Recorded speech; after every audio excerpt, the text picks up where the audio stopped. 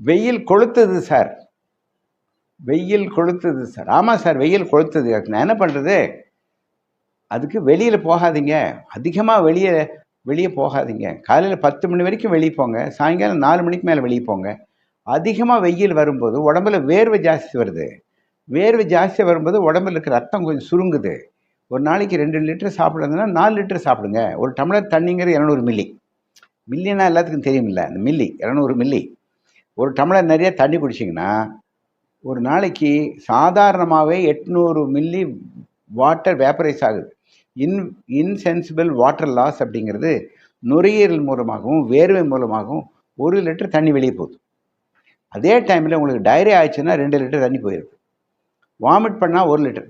இந்த சூடான காலத்தில் அதிகமாக வேர்வை வரும் பொழுது 4 லிட்டர் வேர்வை வரும். காதில் பஞ்சு வச்சுக்கோங்க, ஹீட் ஸ்ட்ரோக் வர்றது கம்மிங்கிறாங்க. தண்ணி நிறையா குடிங்க, இளநீர் குடிங்க, மோர் குடிங்க, ஏதோ ஒரு ஜூஸ் குடிங்க, கொதிக்க வச்ச தண்ணி ஆற வச்சு குடிங்க. ஏதோ கண்ட போய் இந்த கடையில் அந்த கடையிலாம் சாப்பிடாதீங்க, பேர் சொல்ல விரும்பலை. வீட்டிலே எலுமிச்சம்பழம் கொஞ்சம் உப்பு போடுங்க, 2 லிட்டர் தண்ணியில் கொஞ்சம் 1 ஸ்பூன் உப்பு போடுங்க, எலுமிச்சம்பழத்தை பிரிஞ்சு விடுங்க. சூப்பர். ஐஸில் வைக்கும் போதெல்லாம் மோடால் வைக்கிறது, பெரிய பானையில் வைக்கிறது. நல்லா தண்ணி குடிங்க சார். வெயிலில் போய் விளையாடாதீங்க சார். சும்மா இப்போ 110 டிகிரி 111 டிகிரிங்கிறாங்க, தாங்க முடியலை. இன்னும் 2 மாதம் தாங்க, அப்புறம் மழை வந்துடும்ல. 2 மாதத்துக்கு ஜாக்கிரதையாக இருங்க. ஏன்னா வயசானவங்க அதிகமாக வெளியே போகக்கூடாது. 75 வயசு 80 வயசு வெளியே போகக்கூடாது. குழந்தைகளும் அதிகமாக வெயிலில் விளையாட விடாதீங்க. வெயில் இளநீர், வெயில் மோர், வெயில் தண்ணி தாகம். தண்ணி தாகம் வரும்போது நிறைய தண்ணி குடிக்கணும். 3 லிட்டர் 4 லிட்டர் தண்ணி குடிக்கணும். ஜெயிச்சிடலாம். எல்லாத்துக்குமே கர்ப்பிணி பெண்கள், பால் கொடுக்குற தாய்மார்கள் நிறைய தண்ணி குடிக்கணும். பால் ஊறணும் இல்லையா?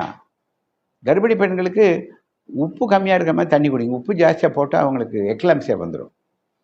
ஃப்ரூட் ஜூஸ் சாப்பிடுங்க, ஆரஞ்சு ஜூஸ் சாப்பிடுங்க, மொசாம்பி ஜூஸ் சாப்பிடுங்க, அப்புறம் தர்பூசணி பால் எல்லாமே இருக்கே, எல்லாமே சாப்பிடலாமே. கொடை வச்சுக்கோங்க.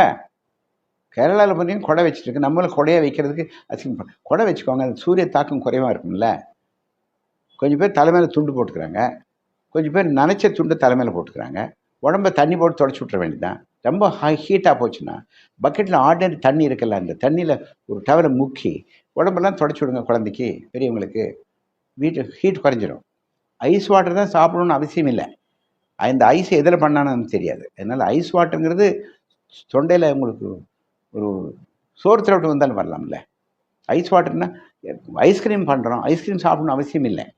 குல்ஃபி சாப்பிடலாம்ங்கிறோம், அது எந்த பாலில் பண்ணாங்கன்னு தெரியாது. சரியான பால் இல்லைன்னா டிஃப்தீரியா வருது, வயிற்றால போகுது. அதனால் வெறும் தண்ணி, நீங்கள் கொக்கோ கோலா அது இதெல்லாம் சாப்பிட வேண்டாம். வெறும் தண்ணி நிறைய குடிங்க.